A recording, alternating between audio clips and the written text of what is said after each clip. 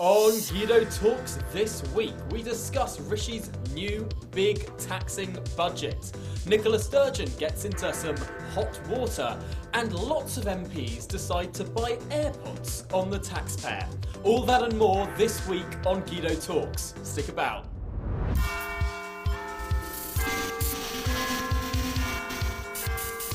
Hello and welcome to another episode of Guido Talks. My name's Tom Harwood, and once again I'm joined by Guido Talks founder and editor Paul Staines and reporter Christian Calgi. If you're watching on YouTube as opposed to listening on where you normally get your podcasts, remember you can look in the description below for the little timestamps to take you to whatever topic discussion you fancy. Otherwise, just stick about through the whole thing. Let's get stuck in straight away to what was the dominant story this week, which was, of course, the Chancellor's long-trailed budget, which he finally stood up on Wednesday afternoon to deliver. What did you make of it, Paul? I thought it was the worst budget delivered by a Tory Chancellor since 1993. If you remember, or you won't remember if you weren't born then, in 1992, the Tories lost their reputation for financial competence on the economy with the ERM crisis, where the then Prime Minister John Major tried to shadow the ERM, Deutschmark as it was. It led to White Wednesday, sterling crashing out of the system, and the Tories losing their reputation for financial competence. This budget sees the Tories lose their reputation as a low-tax party with low-tax policies. It's got to be something very strange where Keir Starmer's Labour Party is aggressively anti-tax compared to the current Rishi regime. And he's put off the corporation tax rises till 2 years. But I've heard from my sources that actually he wanted to introduce them this year, and only Boris stopped him going ahead with that and said the politics of it was terrible, whatever he thought. And there is talk of people considering Rishi to be more like a bean counter with a good social media game. This is going to prove to be a watershed budget, in the sense that already last year with the pandemic, and we can excuse it to some extent because of the pandemic, the Tories found the magic money tree and started rattling it. Now they're outflanking Labour on tax increases. That doesn't make political sense in the long run. When it comes to the election, whenever it comes, the Tories simply will not be able to say Labour would be worse than the economy, Labour would put up taxes, because the Tories have done all that. It was interesting actually listening to what the Chancellor had to say on Thursday morning on the Radio 4's Today programme, where he was asked 4 times in a row if he disagreed with his previous statements that sometimes cutting taxes can lead to more revenue, and whether he was making a complete step change from Tory tax orthodoxy. Because since 1975 at least, the Conservative Party has been a party saying that lower taxes spur more growth, and that can actually bring more revenue in, as well as making it a better system for wealth creation overall. And this idea that we're whacking corporation tax up now to 25%, which is above the global average, which is 1% lower, it's something that the Conservatives campaigned against. And I think we've got a little clip of Rishi Sunak back when he was a lowly backbench MP and what he had to say about raising corporation tax then.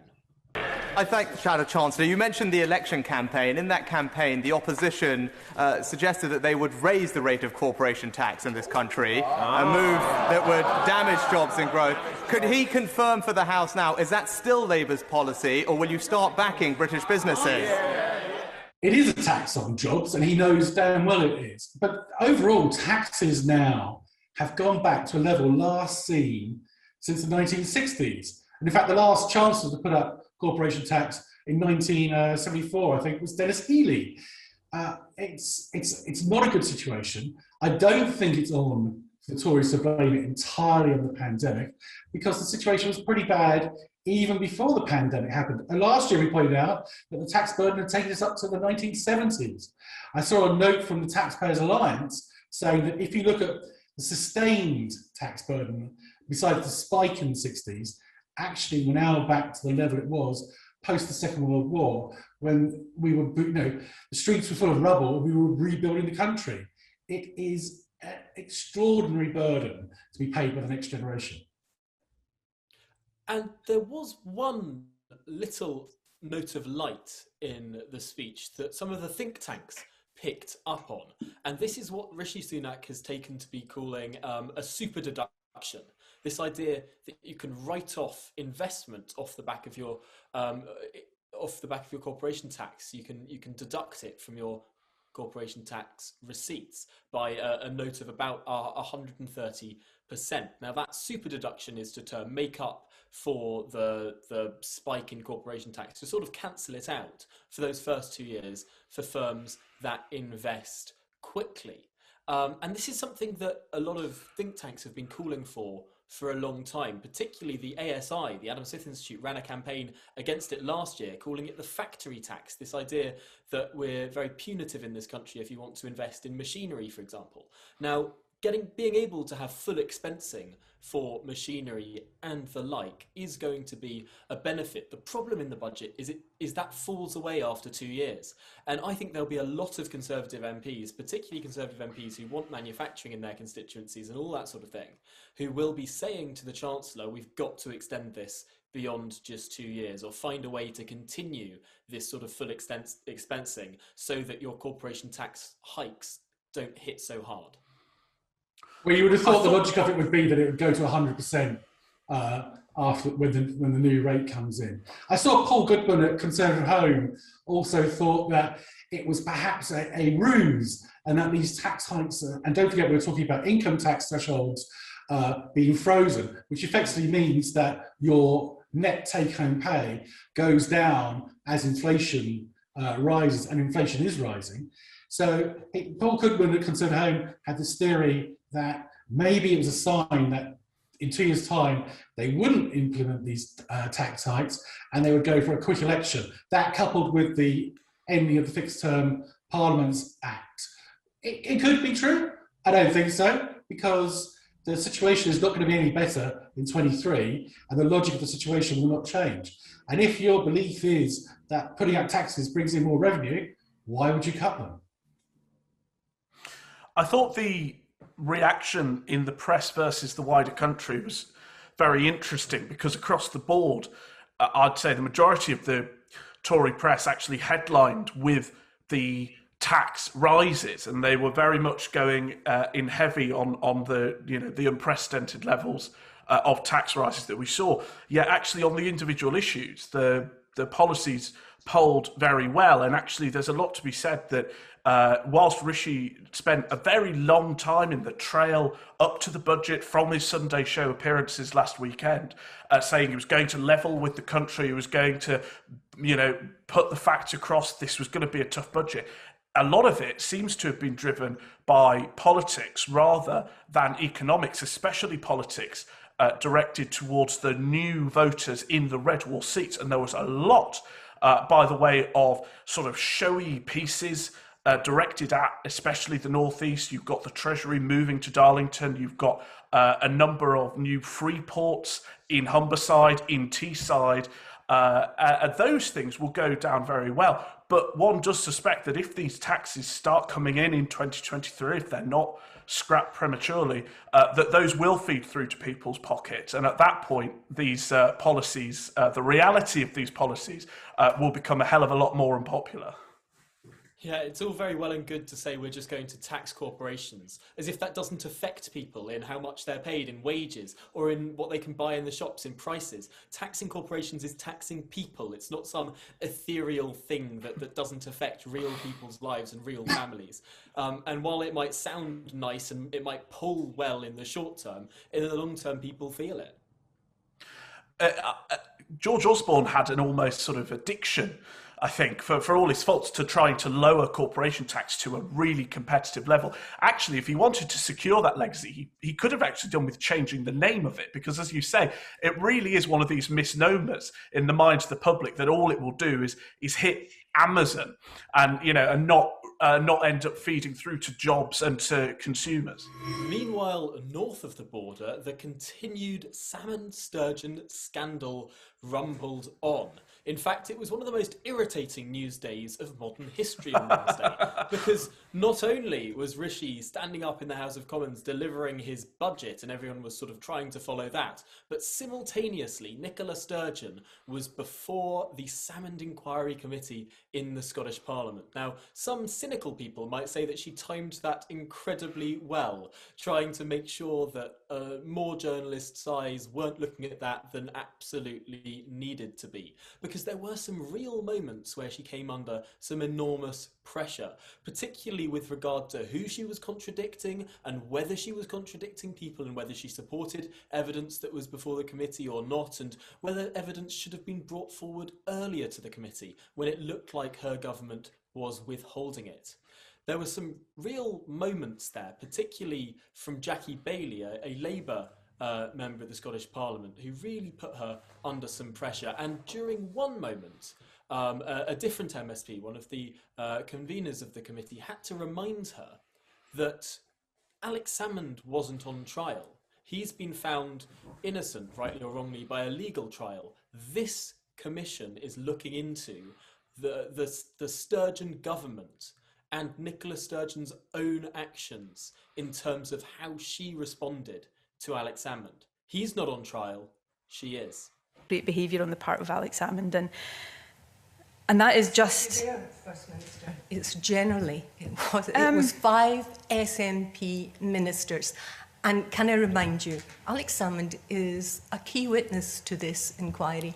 He's not under trial. Your actions are, and if you could focus on that, that would be much appreciated. My apologies, I was saying I hadn't heard anything, so I wasn't putting him on trial for that.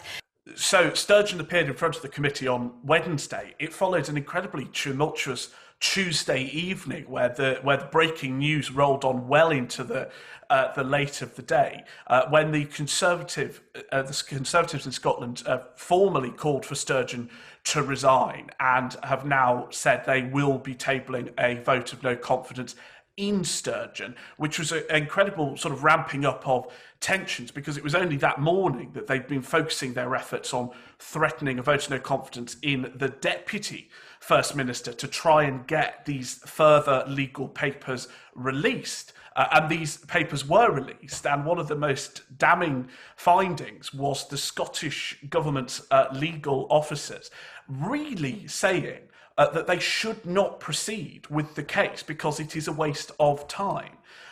So this then led to this threat by the Scottish Conservatives. Sturgeon was under trial for 8 hours, really, a massively long amount of time, and the story was almost a masterclass in both avoiding questions and convenient memory loss all over the place in terms of her defence. And that is really what the Scottish Tories are going to be focusing in on and picking on. And the desire now is for the Scottish Tories to try and win over the Scottish Green MSPs, who really are now the deciding factor here, and whether they can convince them that the state of Scottish politics is so bad as to put their party or their desires for independence to one side and do what is right to take down Nicola Sturgeon. I got the sense that there was no killer blow landed, and that inevitably the Scottish National Party will do a behind-the-scenes deal with the Greens, and she will be home scot-free, to coin a phrase. This is the nub of it, isn't it? There's so many complicated issues in this entire saga. There's actually a dossier that was produced by the Scottish Conservatives this week that showed, I think, 16 times they say that Nicola Sturgeon has broken the ministerial code, or that her close circle has done so. And there's just so much stuff here. It's quite hard to pin down one specific killer blow. So it's not just the Tories saying that. Salmond said that, didn't he? I think we've got a clip of that. The First Minister has broken the ministerial code. Should she resign? Not for me. I believe the First Minister has broken the ministerial code, but that is a finding that can be discussed, at least by this committee, by Mr James Hamilton. It's not the case that every minister who breaks the ministerial code resigns. I mean, your own party would have an example of that relatively recently. It depends on what is found and the degree by which the ministerial code has been broken. I've got no doubt that Nicola has broken the ministerial code, but it's not for me to suggest what the consequences should be. It's for the people who are judging that, including this committee. Okay, thank you, Convener. Now, of course, let's be real.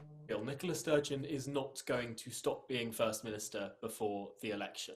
But the question is, how much dirt that has been dug up by this committee cuts through to the people of Scotland? How much do the people of Scotland think twice about electing a government who has withheld so much evidence, who's censored so much evidence, who's blurred the lines between the judiciary and the government and the executive and parliament and the legislature? How much do the people of Scotland want this sort of banana republic style government with all the cover-ups and the lies and the misleading of parliament and the breaking of the ministerial code that's just sort of become second nature for those in power? The question isn't whether Nicola Sturgeon gets removed by members of the Scottish Parliament in the next week or two. The question is, what do the people of Scotland have to say in the next month or two? Eagle-eyed viewers may spot that I have a new headphone for this Zoom call. For technical reasons, we're using Zoom again. Sorry about that. You can see here that it cost me a whole €3.69, which is a lot less than some of our MPs have been charging us, the public, for their AirPods. I think you'll find that Hancock charged, was it $159 for his AirPods? Andrew Rayner got in for a personalised pair of AirPods for 249 quid. In fact, she then lost them and got a second set. So we paid nearly 500 quid for her to have fancy Apple AirPods. Now, I don't think that is an essential expense for the taxpayers. I don't think it's absolutely necessary at all. It's perfectly adequate to have bog standard £3 headphones. Why do you need them? Particularly when you're going to lose them because they've got no wire on them. It is remarkable how much MPs have sort of got away with in the last year. They had this sort of boost to the budget that they can claim technological things for because everyone's working from home. They sort of had a boost to buy laptops or whatever. And so many of them seem to have splurged it on headphones. Matt Hancock was such an interesting example because he initially claimed for some AirPods back in January. And then just a couple of months later, he claimed for a whole new set of headphones because clearly the implication there is that he lost his AirPods. And then only a couple of months later, he had to get an adapter for another set of headphones, and he claimed that on expenses as well. So how regularly he is losing his AirPods or headphones is a real concern, and I think that potentially the person in charge of the NHS might need to have a bit more concern over their own personal artefacts. So this came about after a Sun article which focused on Rayner on the Sunday night, and we sort of picked up and ran with it on Monday morning, starting with the Hancock story. We then continued with it throughout the day.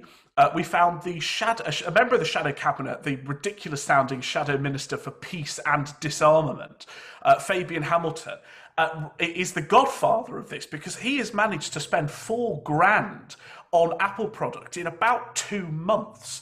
He bought a top-of-the-range iPhone, a top-of-the-range iPad, and a top-of-the-range MacBook.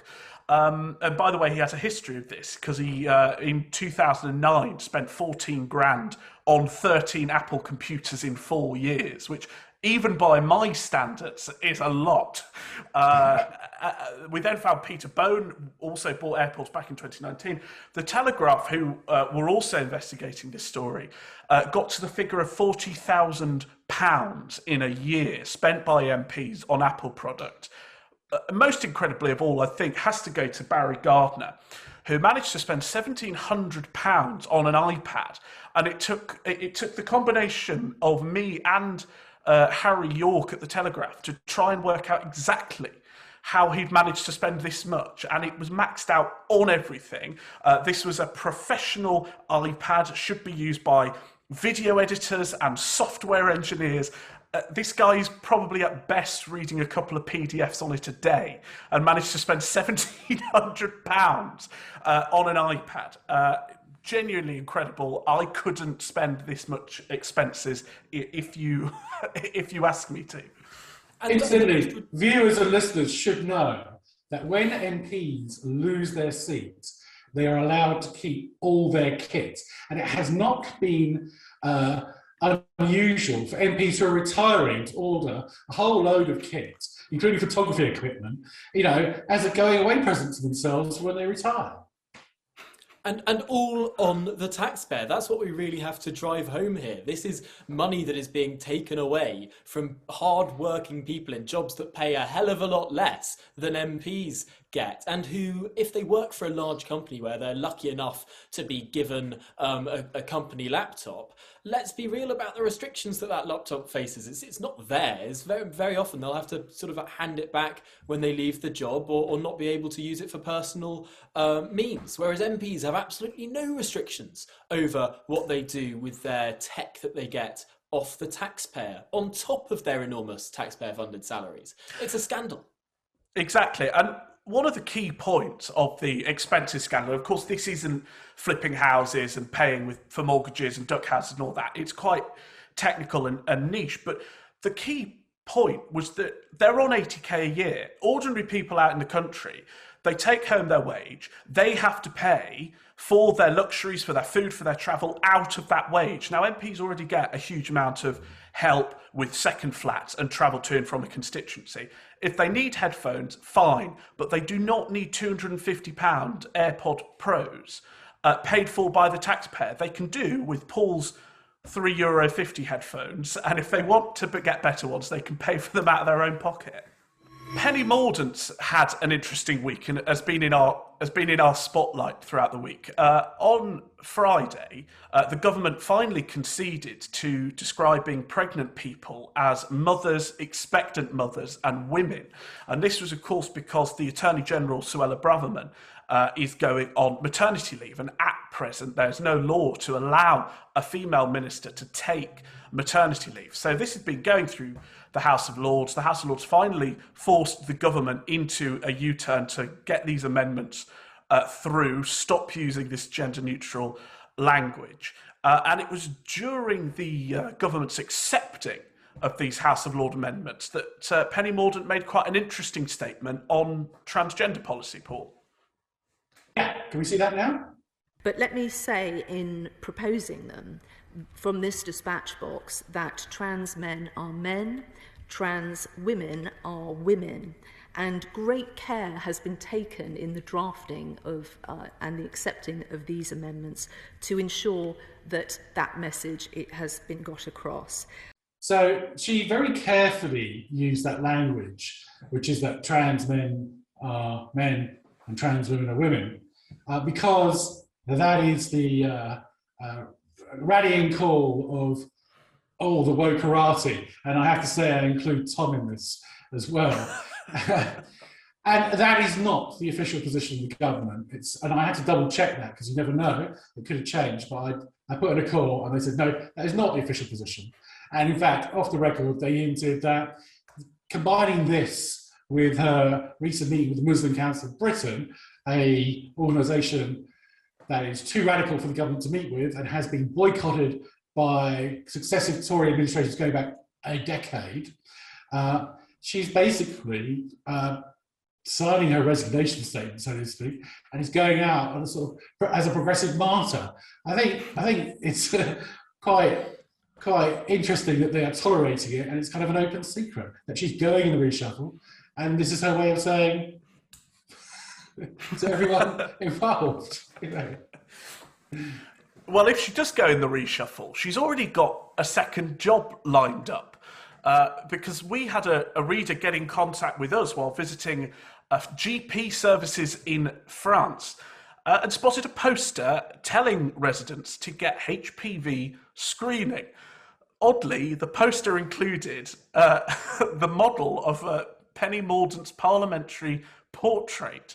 I just found this all very amusing, telling the UK Paymaster General accidentally telling residents of Normandy to get a test once every 3 years.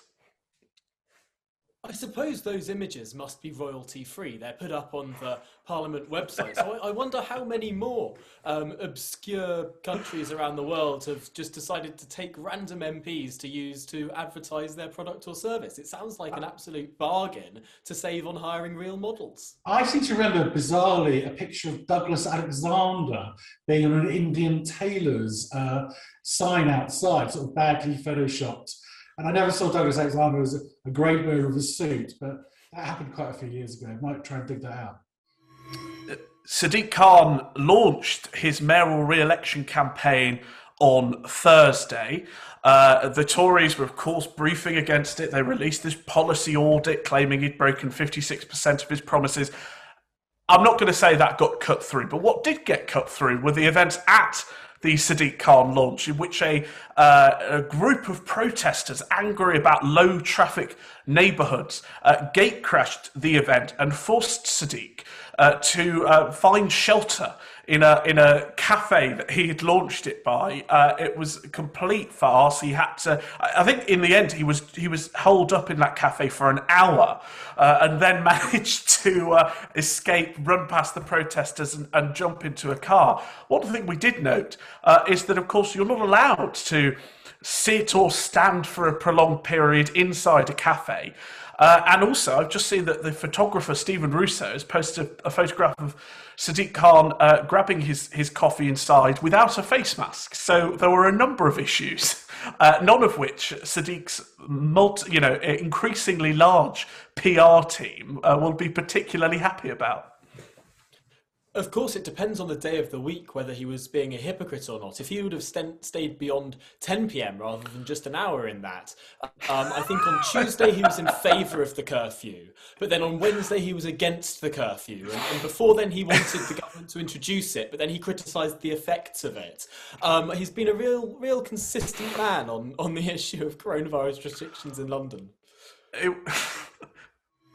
Well, enough about parochial issues in just one city in the UK, in London. Let's look broader and look at parochial issues in just one little corner of the planet. This is, of course, Europe, just those 27 countries that happen to be across the channel from us.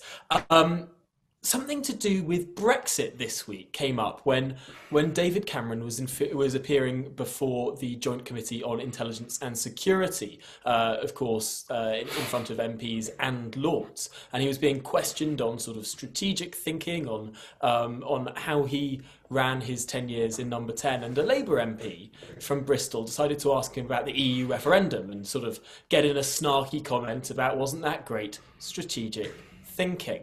David Cameron actually, and perhaps surprisingly for people listening to this podcast, thoroughly defended holding an EU referendum, says it was the right thing to do, said the issue of Europe was inescapable and was going to come to a head. Let's have a listen to what he had to say. Well, the Brexit referendum was discussed and called in 2013. So 2 years before the general election, 3 years before the referendum itself. And so it's not as if this was something that was suddenly sort of thought up and popped into a manifesto. This was something, people might disagree, say that it was a bad idea or whatever. But, it was properly thought through, discussed, argued, debated, voted on in Parliament, put in a manifesto. A government was formed on the basis of that manifesto. And so it's not something, I sometimes read about it as if people think it was a sort of afterthought.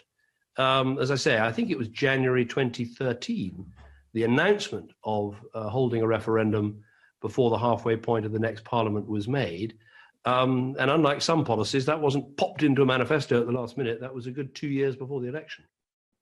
Is it my imagination, or is Dave increasingly popping up? They say it's a rare intervention by David Cameron. They're becoming a lot more frequent, and he hasn't even got a book out. It's going to be like Tony Blair. I mean, Tony Blair's never off our screens or making interventions and suggesting fantastic ideas for people. I think Dave's got bored, hasn't he? And now he wants to put his oar in. At least Tony Blair had something to do. At least he was gallivanting around the world, earning millions by advising dodgy regimes. I'm not sure that David Cameron's doing anything other than sitting in his £1 million shed. You're not reading the financial pages, because he was an advisor to Greensill, the German bank that's just gone bust. I'm in the tiny minority of people who still really likes David Cameron and appreciates his insight whenever he does pop up. And I think, as Brexiteers, you've always got to give him credit for holding the referendum. And it's become this myth amongst the left and Remainers that it was just a way of managing the Conservative Party. And actually, if he's out there pointing out that there was this desire amongst the vast majority of the country, and there were many issues to put to bed, and he held it and he doesn't regret it, then great on him. And actually, to be fair, listening to what Rishi Sunak has been saying this week, it's making me even miss George Osborne, who objectively is not from the right of the Conservative Party, but my God, compared to the last couple of budgets, the coalition years of the Lib Dem Tory coalition were fiscally far more sound than anything we're seeing today. Do you know what? He'll laugh if I even say, because he always just goes, I never gave him credit for anything. He's now my second favourite Tory Chancellor of all time.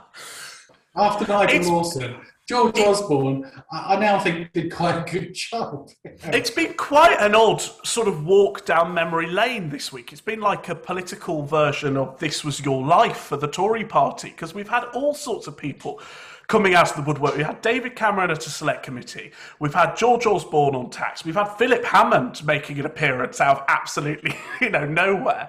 William Hague came out in favour of tax rises. It's been everyone's been throwing their pennies of thoughts into the whole discourse this week. Do you know what was really irritating about William Hague's Telegraph this week?